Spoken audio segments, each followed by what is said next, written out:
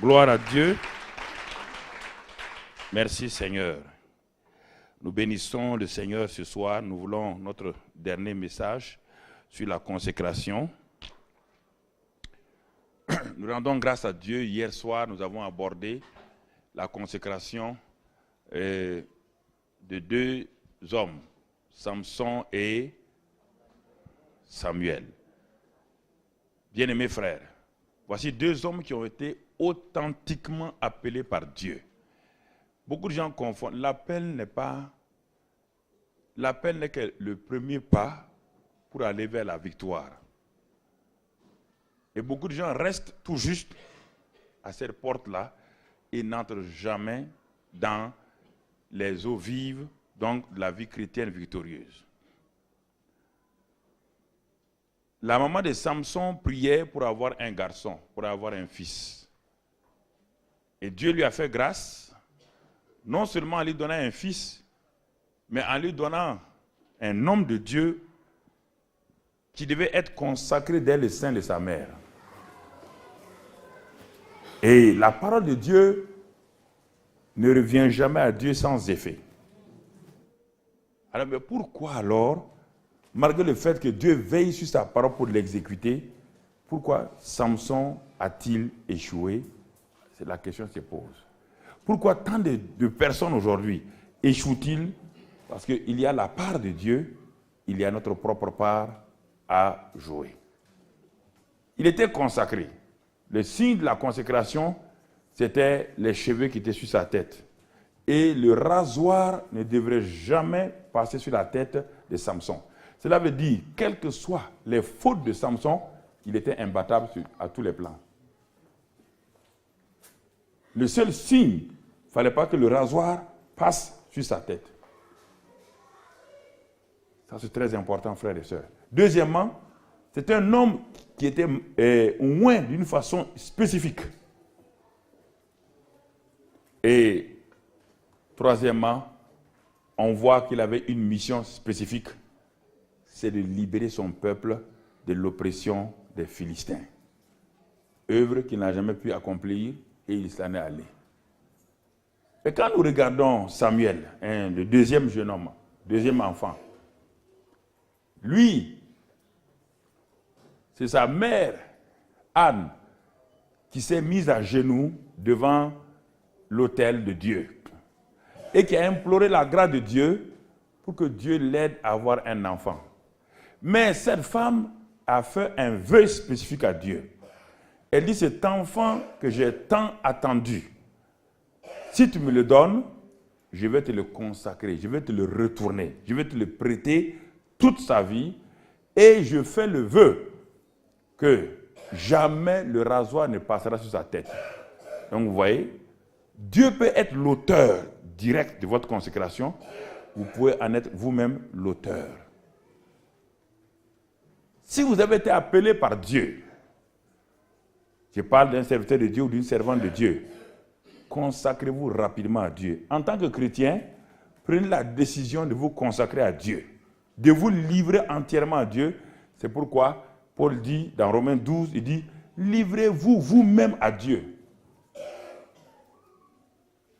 Et dans Romains 6, il dit, donnez votre être tout entier à Dieu, ce qui sera pour vous un culte raisonnable. Donnez vous-même. Consécration veut dire simplement se prendre soi-même, passer d'une main à une autre main. Passer de votre propre main, de vos propres désirs, entre les mains de Dieu maintenant. Comme on l'a vu le premier jour, avec l'exemple donc du tabernacle que Dieu a dit à Moïse de construire. Dès que Moïse a fini de construire le tabernacle, il a dit à Dieu, j'ai fini, j'ai achevé l'œuvre. Donc cela veut dire qu'il a fait quoi? Le transfert de ses propres mains dans les mains de Dieu. Et dès que vous transférez votre vie de vos propres mains dans les mains de Dieu, le Saint-Esprit commence à agir. La présence de Dieu vient sur vous, extérieurement et intérieurement. Et dans le tabernacle, à l'intérieur, il y avait la gloire de Dieu. À l'extérieur, il y avait la colonne de nuée qui était visible aux yeux des autres. C'est un témoignage important. Toute personne consacrée sortira de l'ordinaire. Toute personne consacrée, les gens verront obligatoirement sa consécration parce que le Saint-Esprit sera le témoin privilégié pour montrer que cette femme et cet homme-là, ils sont consacrés. Mais si votre vie chrétienne n'affecte pas votre environnement, si votre vie chrétienne, personne ne voit l'effet, alors quelque chose, est-ce que vous êtes consacré à Dieu? Vous êtes un chrétien, mais pas consacré. Alors, nous avons vu que Samuel, bien que sa mère ait pris cet enfant après son sevrage, vous savez, sevrer un enfant, il était très petit encore. Il l'a amené dans le tabernacle. Il a dit à Élie, le souverain sacrificateur, je viens consacrer mon fils à Dieu. Et nous avons vu comment cet enfant a évolué. Cet enfant, il était parmi deux autres sacrificateurs qui étaient fils d'hommes de Dieu, mais qui passaient leur temps, qui n'avaient pas de consécration. Les deux fils d'Élie, non seulement faisaient des scandales dans le tabernacle, couchaient avec les femmes, donc à la porte du tabernacle, et faisaient vraiment poser des actes ignobles à tel point que la colère de Dieu est venue sur ces deux jeunes-là. Voici deux jeunes qui sont dans le ministère, mais qui ne sont pas consacrés. Donc, être dans le ministère, ça ne veut rien dire. Si vous n'êtes pas consacré à Dieu, Dieu n'en a pas besoin. Dieu n'a pas besoin de ministres. Dieu a besoin d'hommes et de femmes consacrés. Dieu a besoin de laïcs, d'hommes et de femmes qui se consacrent à Dieu. Et ce jeune Samuel, ayant décidé de se consacrer, et s'est soumis d'abord en premier lieu à Dieu lui-même. Il a accepté de se soumettre à Élie.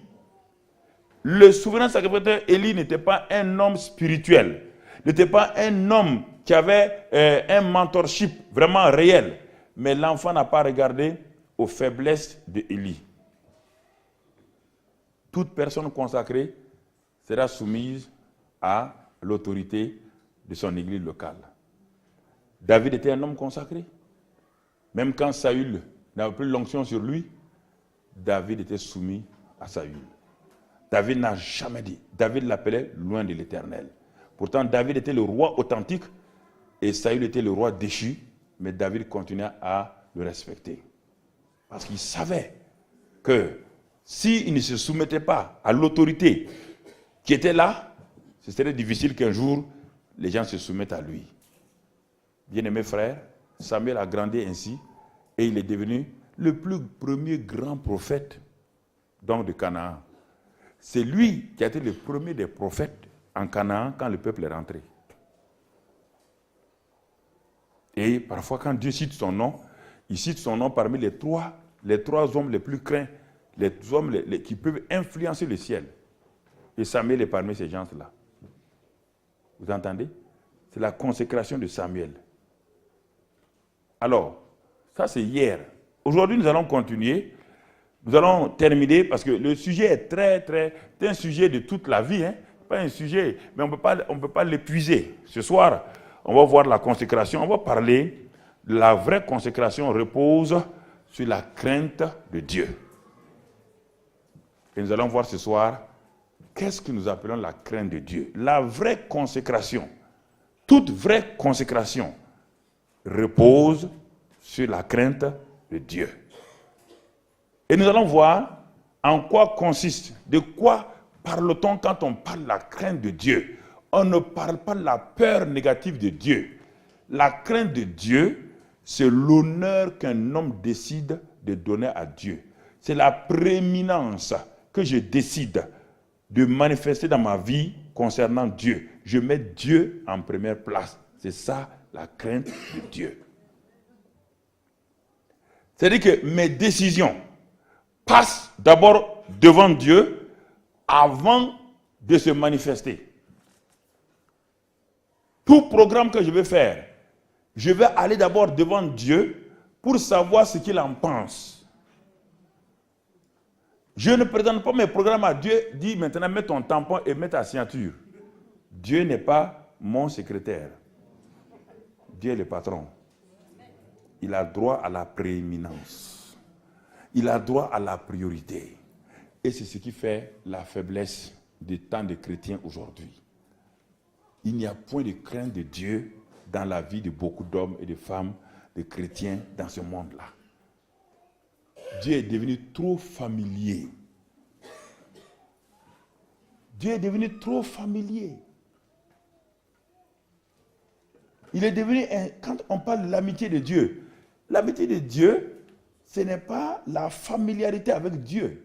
Ne confondez pas les deux termes. Hein. La familiarité n'a rien à voir avec l'amitié de Dieu. La familiarité vous amène à ne même pas respecter celui qui est là.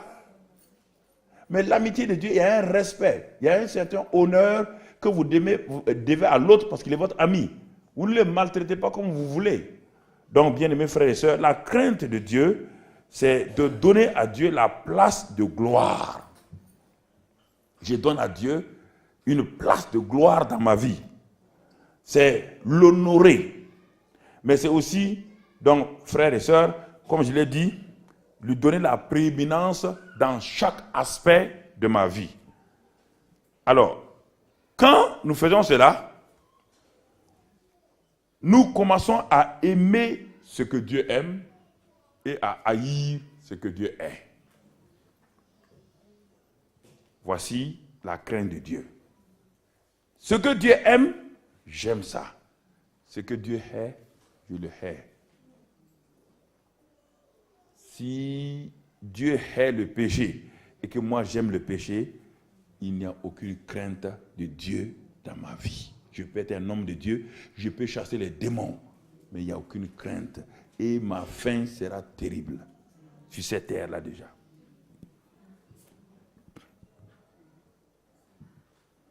Quand la crainte de Dieu est là, je refuse. Ce que Dieu dit que ce n'est pas bon, je dis ce n'est pas bon. Quand Dieu dit c'est bon, je dis c'est bon. La crainte de Dieu, c'est cela. Parce que face à la crainte de Dieu, il y a la crainte des hommes. Il y a la crainte des hommes. Et beaucoup de chrétiens sont paralysés aujourd'hui à cause de la crainte qu'ils ont des hommes. Chacun d'entre vous ici a le Saint-Esprit. Chacun d'entre vous ici a une onction.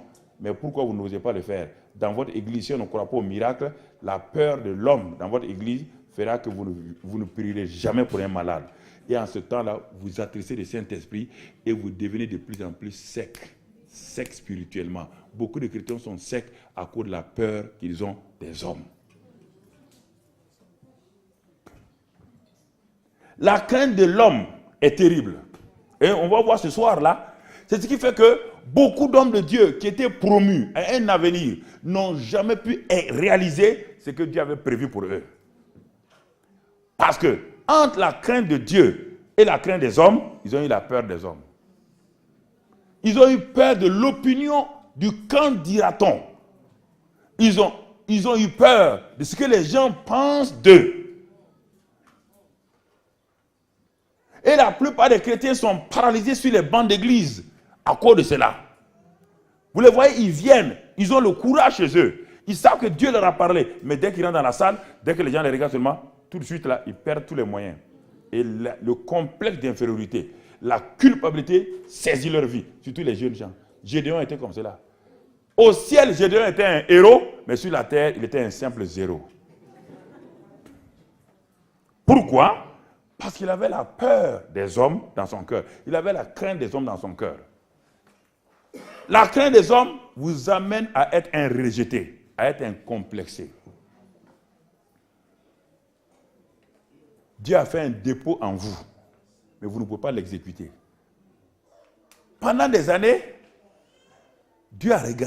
Paul a regardé un jeune homme qu'il avait pris, un père juif et une maman grecque qui s'appelle Timothée. Dans la première épître de Paul au Timothée, Paul a posé les mains sur Timothée. Les dons spirituels ont commencé à se manifester dans la vie de Timothée. Dans la deuxième lettre de Paul à Timothée, on va le voir ce soir, sûrement. Paul dit, il regarde Timothée, il regarde attentivement sa vie, il voit que quelque chose ne marche pas. Il dit, mais Paul, il dit, Timothée, la foi sincère que tu avais là, et que ton aïeul et ta mère avaient, elle est en toi. Mais je ne comprends pas pourquoi, par l'imposition des mains, les dons que tu as reçus, je ne vois plus ces dons se manifester. Je vois une tiédeur en toi.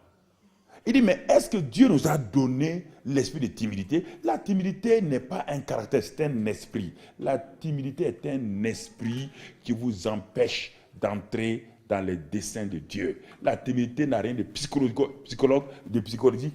La timidité est un esprit démoniaque.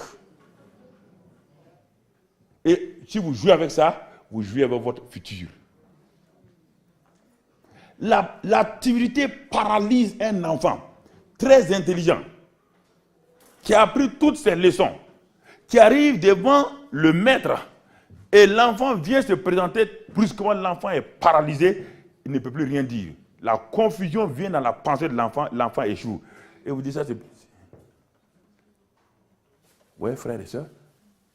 Paul dit à Timothée, Dieu ne nous a pas donné un esprit de timidité, mais Dieu nous a donné un esprit de force, d'amour et de sagesse.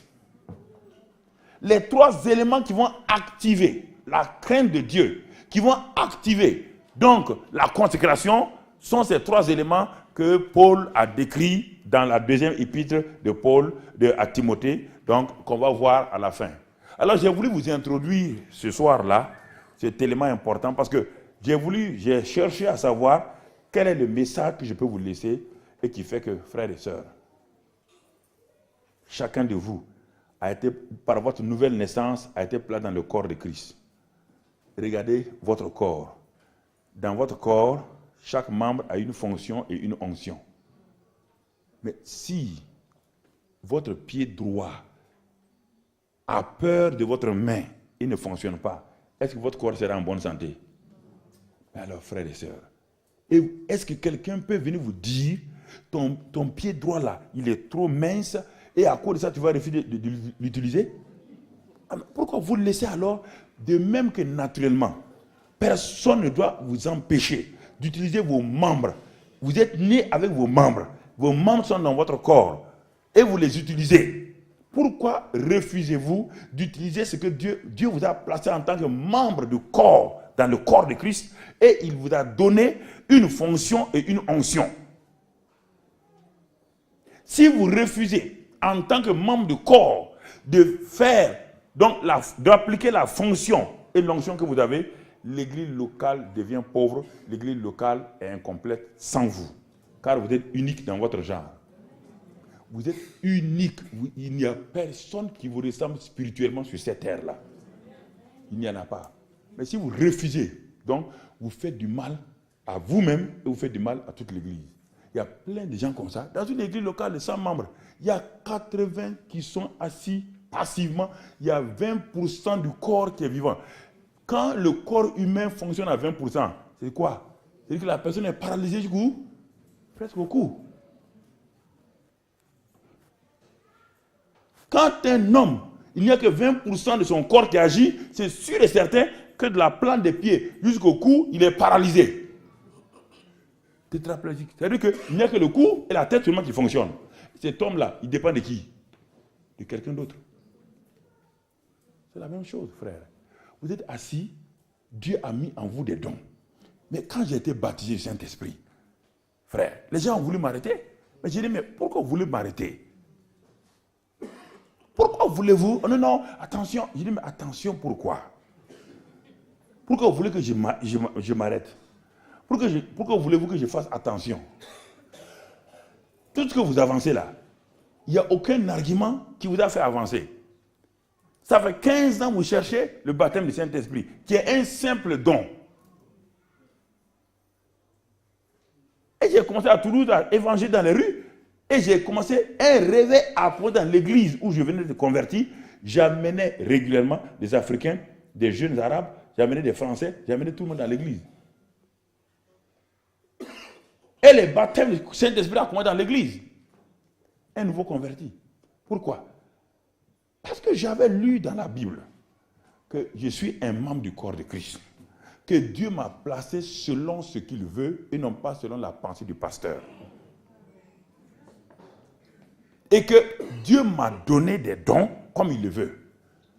Pour l'utilité commune. Alors, si moi je refuse aujourd'hui, si demain matin, je prends un exemple, le boulanger refuse d'ouvrir sa boulangerie, si le boucher refuse d'ouvrir la boucherie, si l'épicier refuse d'ouvrir son épicerie, tout le quartier a problème, oui ou non?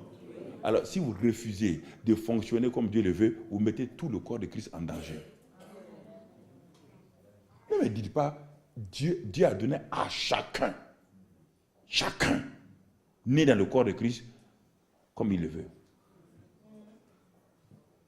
Et si vous refusez, vous faites du mal au corps de Christ. À cause de quoi? La crainte des hommes. La crainte du cantiradon. La crainte des pensées que Satan vous envoie en disant, est-ce que tu penses qu'une femme aussi faible que toi peut faire telle chose? Et vous luttez en permanence parce qu'on met votre identité en cause. Chaque fois vous luttez, vous priez, mais chaque fois la même pensée s'impose à vous. Il faut être violent.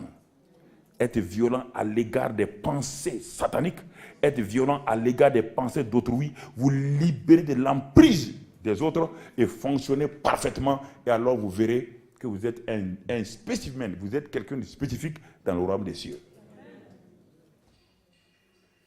Bien-aimés frères et sœurs, il y a 5 ans, j'ai commencé tout l'enseignement sur le royaume des cieux dans notre église. J'ai mobilisé tous les jeunes gens, les enfants, les femmes, tout le monde. On les a enseignés et on les a envoyés. Nous avons eu, en l'espace de 1 mois, 17 010 convertis. Par qui? Aucun pasteur n'est sorti. J'ai voulu que les laïcs de l'église sachent qu'ils ont les mêmes dons, la même capacité, la même onction que moi qui m'y tiens sur la chair. Les enfants sont partis, les aveugles ont vu, les paralytiques ont marché. 17 010 convertis. Nous avons ouvert des églises partout. Vous entendez? Mais les gens ont dit, mais pasteur, il dit, mais oui, le dépôt était en vous pendant toutes ces années. Le bon dépôt des dons spirituels. La présence du Saint-Esprit est en vous. Mais si vous ne le manifestez pas, si vous avez peur, si vous pensez que vous êtes incapable, si vous avez déjà jugé vous-même que vous êtes inutile, alors que vous devez être utile, vous paralysez l'église. Car aujourd'hui, un pasteur tout seul ne peut pas porter une église locale. Supposons que le pasteur de l'église locale, Dieu lui a donné 2 dons. Non, j'ai dit ça. Il est pasteur, mais il a 2 dons. Il a la parole de sagesse, la parole de connaissance. Mais dans l'église, personne n'a le discernement des esprits. N'importe qui vient dans votre église, joue à l'intéresser, sans se rendre compte, séduit la moitié de l'église et s'en va avec l'église. S'en va avec l'église. Pourquoi? Il va venir, il va se mettre, pasteur, vous savez, vous êtes un homme excellent. J'ai jamais vu un pasteur comme cela. Oh, mais vous êtes, quand vous prêchez, mes cheveux marchent. Alors, mais si vos cheveux marchent et les chauves, qu'est-ce qui va marcher? Des histoires comme ça qui ne marchent pas. Il vient au bout de quelque temps, puisque le pasteur n'a que la parole de sagesse, la parole de connaissance. Il n'a pas le discernement.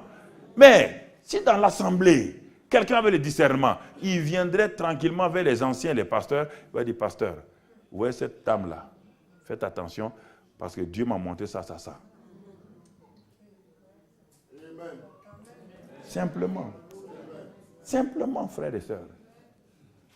Alors nous faisons du mal à nos églises lorsque nous ne laissons pas, à cause de la peur que nous avons. Donc la consécration, c'est pourquoi ce soir, on va prendre 2 exemples d'études de cas. Oui, j'étais professeur de marketing à l'université, donc j'aime prendre des études de cas pour étudier, pour voir où est-ce qu'on va arriver. Je donne la leçon globale, on va faire l'étude de cas maintenant. Et l'étude de cas biblique est une étude très importante pour que nous puissions aller de l'avant. Alors, si nous prenons quelques passages d'abord avant d'arriver aux études de cas, je vais lire quelques passages parce que je n'ai pas encore ouvert la Bible avec vous. Je n'ai fait que parler. Si je crains Dieu, si la crainte de Dieu est en moi, nous allons voir les résultats de la crainte de Dieu et nous allons lire quelques passages pour cela. Nous allons lire d'abord dans le livre des psaumes, psaume 25 et au verset 12. Psaume 25, verset 12. Notez ces choses-là, allez-y les lire chez vous à la maison, tranquillement, ou bien vous achetez la cassette et vous partez l'écouter à tête reposée. Psaume 25, le verset 12. Regardons ce que la Bible nous dit et cela va nous aider. Psaume 25, verset 12. Il est écrit ici, David pose la question. Il dit, quel est l'homme qui craint l'Éternel? Il cherche un homme qui craint Dieu. Et regardez ce qu'il dit.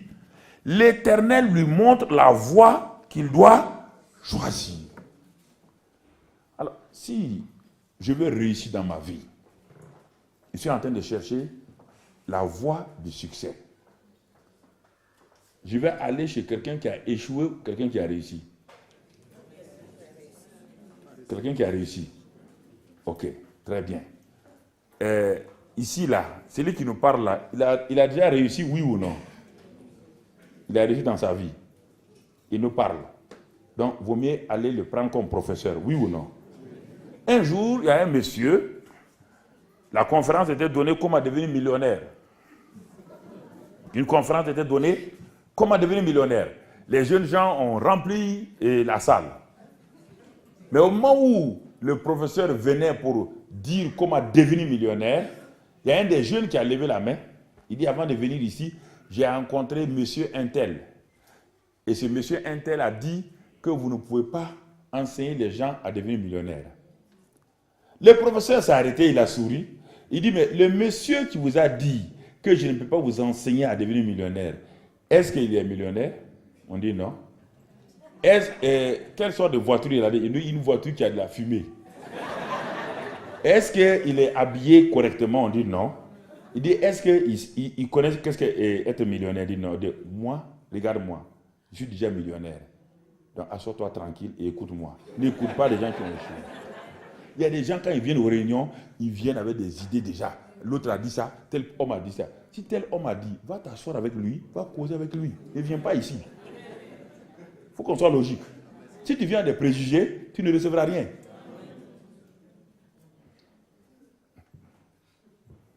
Si tu viens déjà en disant que c'est pas comme ça, c'est pas comme ça, pourquoi tu viens ici? Va chez lui.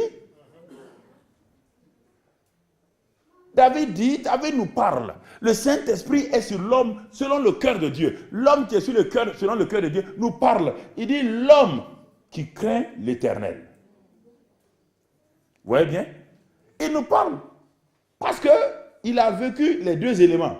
Et il a vécu la crainte de l'homme, il a vécu la crainte de Dieu. Et il dit maintenant, ce que j'ai observé. David dit, j'ai été jeune et j'ai vieilli. Je n'ai jamais vu le juste abandonné, ni sa postérité mendiant. Et ici, il nous dit, maintenant, ce soir-là, il dit pour la crainte d'Éternel, quel est l'homme qui craint l'Éternel? L'Éternel lui montre la voie qu'il doit choisir. Donc, il y a une voie que nous devons choisir. Mais cette voie qu'on doit choisir est pour qui? N'est pas pour n'importe qui. Elle est pour ceux qui craignent Dieu. Ah, déjà, beaucoup de gens sont exclus. Elle est pour... Écoutez frère, venir à l'église là, ce n'est pas un problème. Les chaises sont à l'église. Les micros sont à l'église. Ce sont les membres de l'église. Oui ou non? Les poteaux sont les membres de l'église. Oui ou non? Est-ce qu'ils évoluent? Est-ce qu'ils sont transformés? Le fait de venir à l'église, ça ne veut rien dire.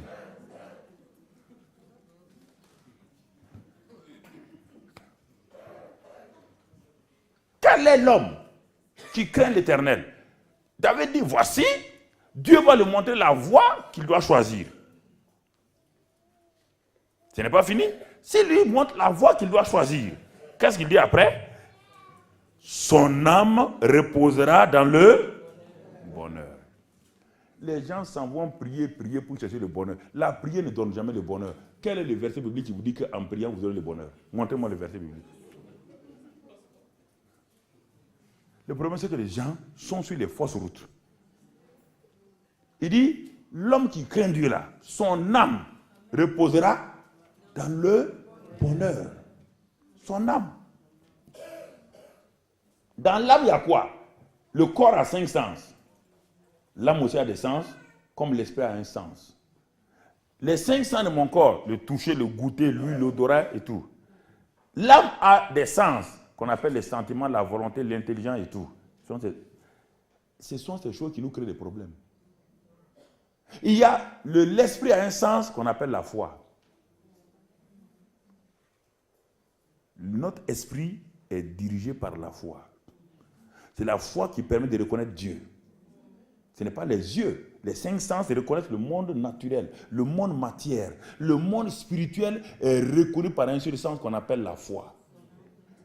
Et le monde émotionnel est reconnu par les sentiments, les émotions, l'intelligence, la volonté et toutes ces choses-là. Mais si vous voulez vous laisser conduire par vos émotions, vous allez avoir des problèmes. Si vous voulez vous laisser conduire par vos sentiments, vous aurez des problèmes. Parce que le sentiment, c'est tout senti qui ment. Mais oui. Le sentir a toujours menti. Voici un garçon qui voit cette jeune fille-là, il dit, mais vraiment je t'aime, je sens que je t'aime. 3 ans après, il divorce. Donc le sentir a quoi? A menti. Ce qu'il avait senti là, a fait quoi maintenant? A menti. Quand jeune fille, quand vous voyez un homme, ou une femme, quand vous voyez un homme qui vous dit, sans toi, je ne peux pas vivre, il ne faut pas croire, c'est du mensonge. Pourquoi? Parce que comment il a fait pour vivre sans toi?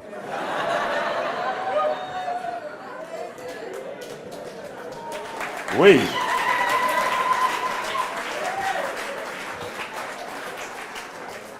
Il a 30 ans, il a vécu sans toi. Il vient te dire maintenant sans toi je ne peux pas vivre.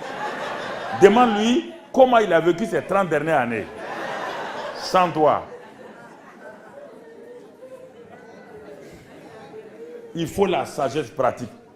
Jésus, quand il parlait, la foule aimait. Parce qu'il parlait terre à terre, la foule comprenait ce qu'il disait. Ça passait simplement dans le cœur. On ne va pas parler d'anthropologie grecque et autre chose ici, mon frère.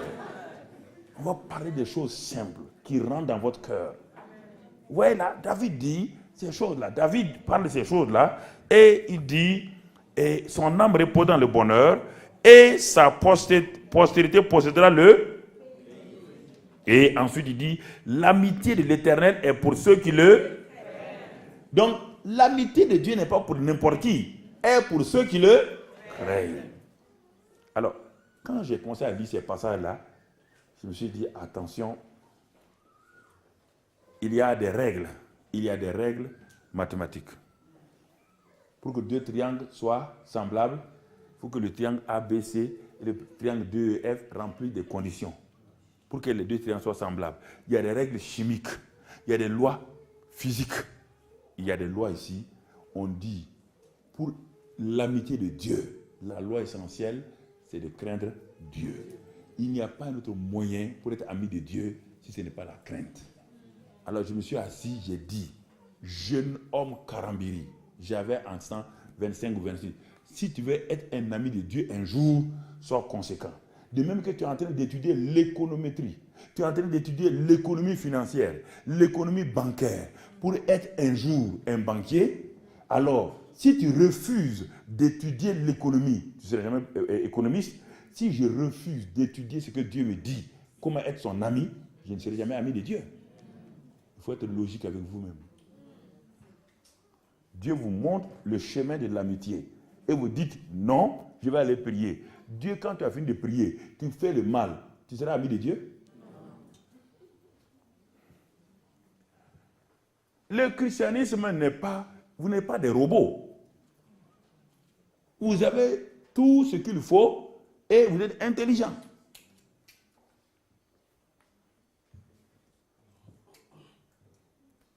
Pour faire la bouillabaisse marseillaise, vous allez faire n'importe quoi. Il y a des conditions pour le faire. Donc, bien-aimés frères et sœurs, n'écoutez pas les gens qui vont vous dire faites ceci, faites cela. Est-ce que pour soigner une maladie, le docteur prescrit une ordonnance et vous dit, messieurs, vous prendrez ces comprimés 2 le matin, 2 2 à midi, 2 le soir. Si vous prenez 5 comprimés le matin, vous êtes cadavre. Frère. Non, il faut écouter. Écoutez-moi là, frère. J'ai tellement tourné dans le monde que j'ai vu trop de dégâts, de scandales dans le christianisme que je me suis arrêté. J'ai dit, Seigneur, quelque chose ne va pas. Cet homme qui est ingénieur électronique, dès qu'il devient chrétien, il devient bête. Non. Il sait qu'en électronique, voici les lois de l'électronique. Là, il obéit. Mais dès qu'il devient chrétien, alléluia. Quand on dit, bon, mon frère, il faut danser sur un pied, danser.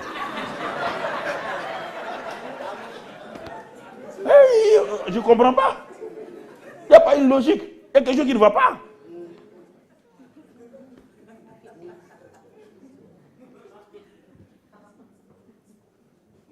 Il y a quelque chose qui ne va pas, frères et sœurs.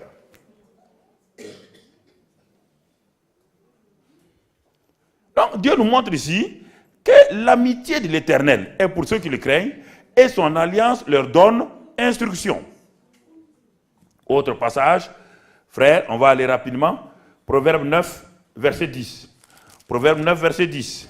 Après le livre des psaumes, on va Proverbe 9, verset 10. Dieu est un Dieu de principes, de lois. Le Dieu qui a créé le naturel est le Dieu qui a créé le spirituel. Dieu a créé la loi de la gravitation pour contrôler la terre. C'est ça, non? Cette loi de la gravitation là, ou la loi de la pesanteur, les deux vont ensemble, combinés. Vous ne pouvez pas les vaincre autrement. Si, quelle que soit votre bonne volonté, si vous mettez des chiffons à vos bras, vous mettez sur la tour Eiffel pour défier la loi de la gravité en vous jetant, vous allez faire quoi? Vous allez vous écraser. On ne peut pas vaincre la loi de la gravité, la loi de la pesanteur en mettant des chiffons, des tissus à ses bras. C'est impossible. C'est pourquoi les frères Wright, les filles d'un pasteur, on dit à papa, leur papa qui était pasteur, papa, nous allons inventer un appareil qui va voler dans l'air. Le père a dit hérétique. Ils ont dit non, papa, ce n'est pas l'hérésie. La Bible nous montre que les oiseaux volent. Comment les oiseaux qui sont plus lourds que l'air peuvent-ils se maintenir dans l'air? Papa, c'est qu'ils utilisent une loi qui est supérieure à la loi de la pesanteur. Alors si nous arrivons à trouver cette loi-là, nous allons fabriquer un oiseau qui va, un appareil volant imitant oiseau naturel qu'on appelle avion, et qui va donc voler au-dessus de l'air comme les oiseaux. Les scientifiques du monde s'étaient réunis en 1903 à Londres. Ils ont dit c'est l'hérésie. 3 ans plus tard, les frères Wright ont inventé le premier avion. Ils ont découvert la loi de l'aérodynamique. Dieu fonctionne par des lois spirituelles. Si vous ne les découvrez pas, vous allez souffrir. Si vous ne découvrez pas la loi, ce que j'appelle les lois spirituelles du succès, vous allez découvrir. Pendant le mot succès a sa propre réponse. Le mot succès, le S, c'est savoir. Le U, c'est utiliser. Le C, la connaissance, la clé. Deuxième C, la connaissance. Le E, c'est l'espérance. Et S, savoir utiliser la clé de la connaissance pour entreprendre le succès. Le mot succès a son propre développement. C'est dans le mot. Comme le mot mariage. Le mot mariage est un mot déjà complet. Le M, mort à soi, mort à nos intérêts. Quand vous êtes mort à vos intérêts personnels, la femme est morte à ses intérêts, l'homme est mort à ses intérêts, vous ne pouvez pas manquer votre mariage. Si vous ne pouvez pas manquer votre mariage. Vous venez pour satisfaire, je viens en tant qu'homme pour rendre cette femme heureuse et décider de me rendre heureux. Comment 2 personnes qui veulent se rendre heureux vont jouer? Mais si un vient pour être heureux au détriment de l'autre là, il y aura bagarre de casseroles. Il y aura bagarre de casseroles. Voilà le problème des chrétiens. Le M, c'est la mort à nos intérêts personnels. Et quand on est mort à nos intérêts personnels, le A vient. Le A, c'est l'amour. L'amour agapao. L'amour qui n'échoue pas. L'amour qui excuse tout, qui croit tout. Quand cet amour apparaît, et le R est facile, la réconciliation vient. La réconciliation est facile, frère. Parce que l'amour va vous donner à vous réconcilier. Quand ce R vient, le I apparaît, l'intérêt commun. Les choses sont mises en commun facilement. Et quand ce I apparaît, le A va venir, qu'on appelle l'allégresse, la joie. Et quand le A vient, le G vient vous aider, qui ont de la grâce. Et l'espérance va vous propulser à un mariage de succès. C'est ça. Dieu travaille par des lois spirituelles. Et les gens ne savent pas cela. Ils se marient et 3 ans après, ils ont échoué. Ce n'est pas les sentiments. Les sentiments vont tout le temps mentir. Il y a des jours dans le lit, vous vous réveillez, vous dites, mais qui a mis cette femme derrière, à côté de moi? Il y a dans le lit la guerre des dos. Le mari fait poup, la femme fait poup. La guerre des dos.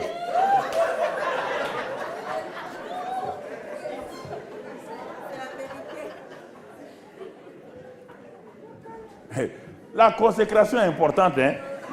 Ouais, la frère, le christianisme est pratique. Alors, quand le christianisme est comme ça, là, c'est attirant, oui ou non? Mais si le christianisme dit, frère, soyez là, Dieu est bon, alléluia, les gens ne viennent plus à l'église. Tous les jours, alléluia, Seigneur, allez, maintenant, frère, dansons. Les gens dansent. Quand ils ont fini de danser, on dit, mais qu'est-ce qu'il y a après? On dit, c'est fini. Ah! Il n'y a plus rien à faire. Non, non, allez-y, Dieu est bon. Dieu est bon comment? Pourquoi? En quoi il est bon? La question.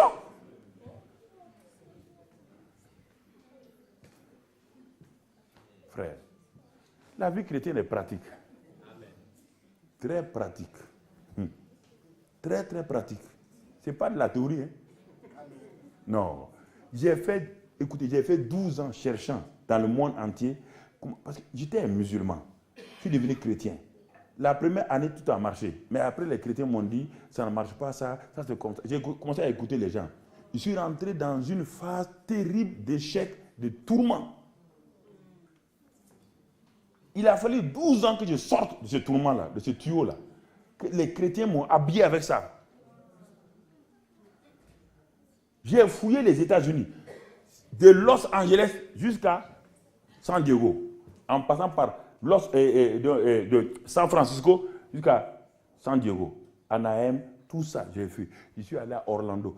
Tout le monde a prié pour moi. Les Maurice Cirilo, les Benny Hinn, tout le monde a prié. Les démons Chakarian, tout le monde a prié pour moi, frère. Tous les gens priaient. Quand ils priaient, je tombe, je me lève et je dis Alléluia. Maintenant, j'ai chaud. Rien n'avait changé.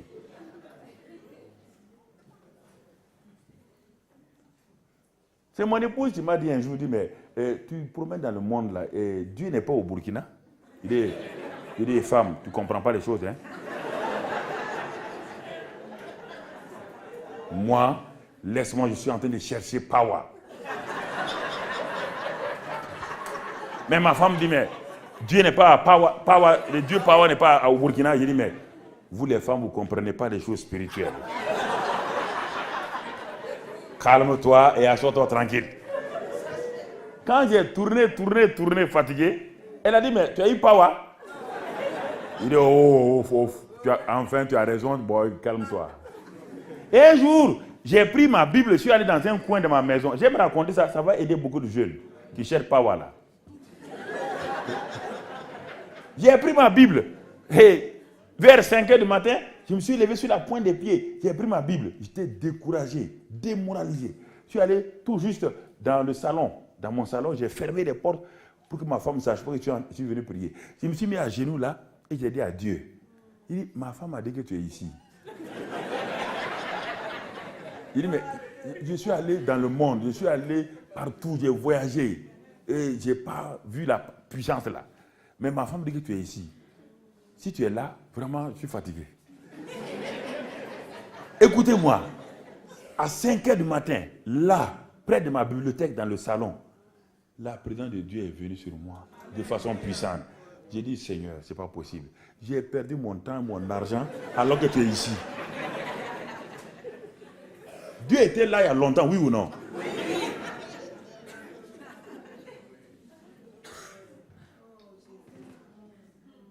C'est dommage. Il y a des grandes théories que nous développons, mais en réalité, quand nous avons fini de développer, on voit qu'il n'y a rien de réel là-dedans. Ce n'est pas vrai. Nous savons ça. Ce n'est pas vrai. Jésus était simple. Donc, vous voyez, la consécration, ce qu'on a vu hier, avant-hier, là, elle ne peut demeurer que si tu développes la crainte de Dieu dans ton cœur. Et la crainte de Dieu va t'amener des choses qui vont consolider ta consécration. Ton âme dans le repos ne va jamais se révolter contre Dieu. Et Proverbe 9 ici, on ne l'a pas lu, Tout juste, il est fait ouvrir, on ne l'a pas lu. Proverbe 9, verset 10.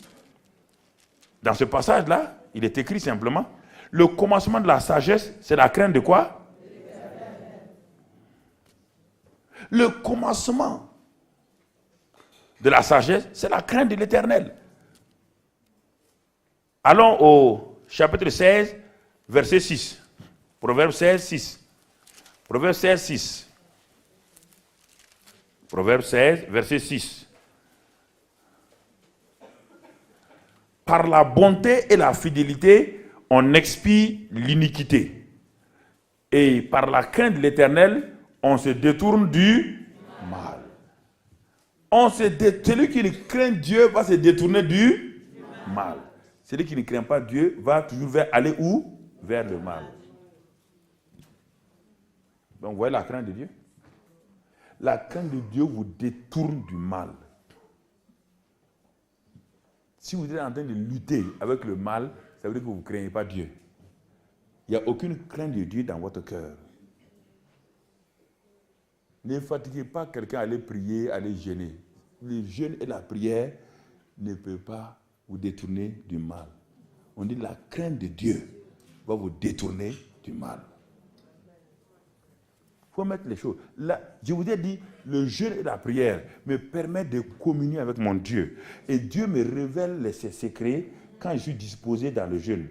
Vous comprenez? Mais il y a des choses que je n'ai pas besoin de jeûner. Je dois faire ce que Dieu m'a dit de faire. Frère, là, les choses naturelles, on dit de mettre l'essence dans ta voiture. Tu ne mets pas l'essence dans ta voiture. Tu rentres dans ta voiture, tu mets la clé et tu commences à prier. La voiture va démarrer. Hein? Il faut quoi? Est-ce que le parler en langue démarre les voitures?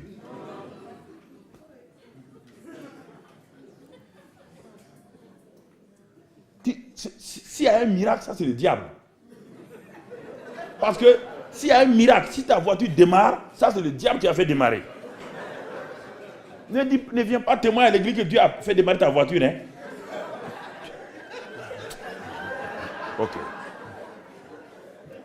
En tout cas, si quelqu'un commence, il faut l'arrêter. Il faut dire, mon frère, assois-toi. Tu avais de l'argent? Oui, j'avais de l'argent. Pourquoi tu parles en langue? Tu as de l'argent pour acheter l'essence. Tu n'achètes pas l'essence avec ton argent, tu parles en langue. Le diable a rempli ta jauge. Et il va t'avoir sur la route.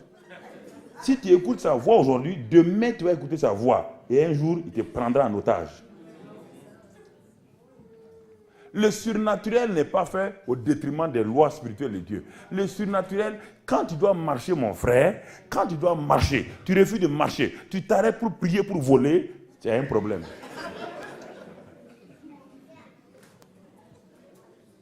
Oui, Dieu a pris Philippe. Parce que Philippe était parti loin dans le désert. Et il était dans le char du ministre éthiopien. Quand le ministre éthiopien a reçu Christ, maintenant il s'est trouvé sans moyen de locomotion, fatigué. Donc Dieu a fait exception pour prendre Philippe. Je devais aller à Kinshasa en 93, c'est ça, je devais aller à Kinshasa. On avait une grande conférence panafricaine à Kinshasa. Tout juste avant d'aller, un mois avant, il y a un jeune pasteur donc, qui s'est levé à Kinshasa et qui a convoqué les gens qui lui va marcher sur l'eau. Si tu connais bien Kinshasa et Brazzaville, il y a le fleuve au milieu. Mais là où les barques passent là, c'est bien. Mais si tu vas du côté de Brazzaville, c'est comme des torrents là-bas. Il est parti, les gens sont allés. Les gens lui disent, hey, tu as envie de mourir jeune? Hein? Il dit non, Pierre a marché sur l'eau, il va marcher sur l'eau. Les gens ont dit, mais pourquoi tu veux mourir jeune? Il dit non, ils n'ont pas la foi.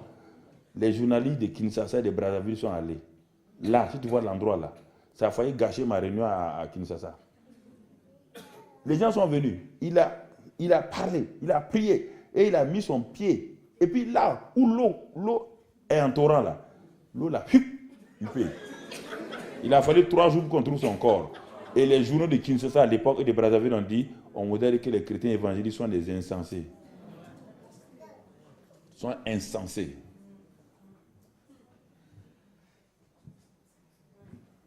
On vous a dit qu'ils sont insensés, ils ne sont pas intelligents. Notre conférence a été faillie parce que la presse a mis l'accent sur ça. Oui, frère. Ça, c'est important. Donc, la crainte de Dieu, le commencement de la sagesse, c'est la crainte de Dieu. Si tu crains Dieu, la sagesse de Dieu va t'être donnée. Et la sagesse est une clé qui ouvre les portes qu'on ne peut pas utiliser. La sagesse est une des clés stratégiques, une des clés importantes pour ouvrir les portes de ta vie. Les portes de ta vie. Dieu a créé les cieux avec 3 choses. La sagesse, la connaissance et l'intelligence. Il a dit qu'une famille aussi se bâtit avec les 3 choses dans le livre des Proverbes. Dieu a utilisé la sagesse, l'intelligence et la connaissance pour faire les cieux, pour affermir les pieux. Il dit maintenant, toute famille sur cette terre-là doit se bâtir par la sagesse, l'intelligence la connaissance va affermir et la science va amener que les chambres se remplissent de tous les trésors. Si vous laissez ces 3 choses-là, vous allez à autre chose, c'est un problème. Même les gens qui ne sont pas chrétiens ont compris ça. Alors, bien-aimés frères et sœurs, regardons encore Proverbe 10, verset 25. Proverbe 10, verset 25. 10, 25.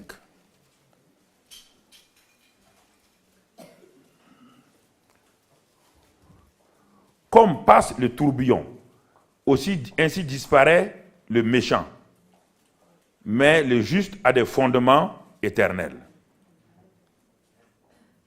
Le juste a des fondements éternels. Ça, c'est important, frère. Dans d'autres passages, on va revenir plus tard, d'autres passages, dans Proverbe 1, 7, vous les notez, Proverbe 2, 5, vous les notez, vous allez les lire à la maison, et je ne vais pas les lire avec vous. Ça, c'est quelques éléments simplement de la crainte de Dieu.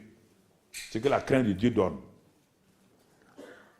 Maintenant, regardons la crainte des hommes. Avant d'aller à nos 2 études, à nos 2 exemples, l'étude des cas. Proverbe 29, verset 25. Proverbe 29, verset 25. Qu'est-ce que la crainte des hommes donne? Proverbe 29, verset 25. 29, 25.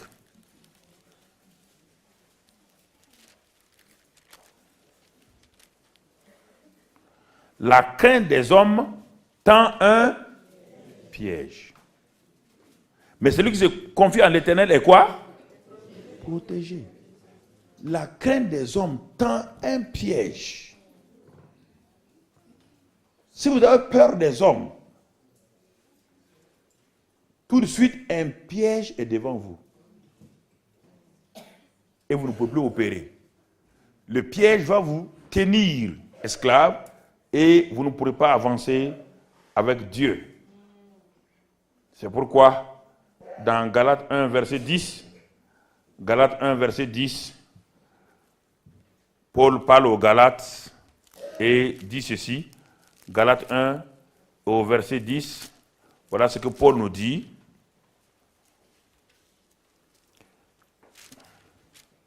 Et maintenant, est-ce la faveur des hommes que je désire ou celle de Dieu? Est-ce que je cherche à plaire aux hommes? Si je plaisais encore aux hommes, je ne serais pas serviteur de Christ. Alors ici, Paul a arrêté sa démarche. Il a décidé d'avoir la crainte de Dieu au détriment de la crainte des hommes. Il a choisi, c'est un choix délibéré. Vous n'avez pas besoin d'aller prier, c'est un choix que vous devez avoir. Vous décidez que votre consécration est basée sur la crainte de l'Éternel. Vous décidez de baser votre consécration sur la crainte de l'Éternel. Et Dieu sera de votre côté. Et Dieu sera avec vous. La grâce de Dieu va vous accompagner et la grâce de Dieu va vous diriger. Lorsqu'on craint, réfléchissons maintenant, lorsqu'on craint l'homme, on est dépouillé de l'autorité de Dieu. Lorsqu'on craint l'homme, on est dépouillé de l'autorité de Dieu et les dons spirituels qui sont en nous sont simplement passé et ne fonctionne plus. Ne fonctionne plus. Peut-être vous dites que c'est théorique. On va voir quelques hommes de Dieu, quelques personnes dans la parole de Dieu qui, effectivement, ont eu la grâce d'être bénis par Dieu, se sont consacrés à Dieu, mais ils n'ont pas maintenu cette consécration-là par la crainte de Dieu. Et au fur et à mesure, la crainte des hommes s'est amplifiée dans leur vie et ça leur a créé des problèmes. Isaïe 51, pour terminer les passages, les versets bibliques, Isaïe 51, versets 7, 12 et 13, Isaïe 51, verset 7, Isaïe 51, vous pouvez le noter seulement, et puis je le lis pour vous. Isaïe 51, du moins. «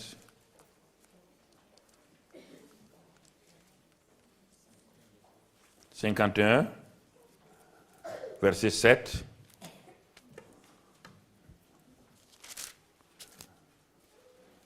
Écoutez-moi, vous qui connaissez la justice, peuple qui a mis ma loi dans ton cœur. Ne craignez pas le déshonneur ou bien dans certaines versions l'opprobre des hommes. Ne craignez pas l'opprobre des hommes et ne tremblez pas devant leur outrage. Ne craignez pas et ne tremblez pas. Et au verset 12, il est écrit, c'est moi qui vous console.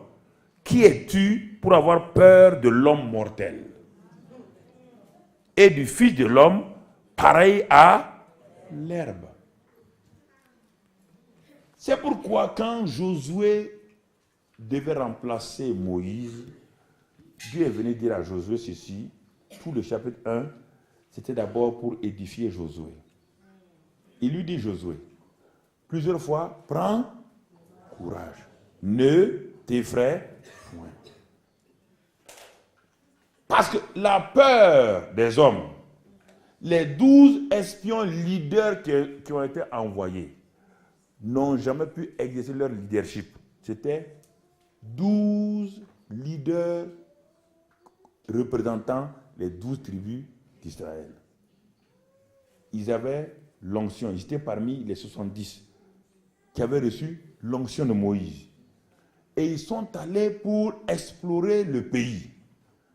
Mais 10 ont regardé les Anak.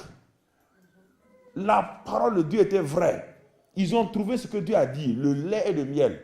Ils ont vu les preuves de la parole de Dieu.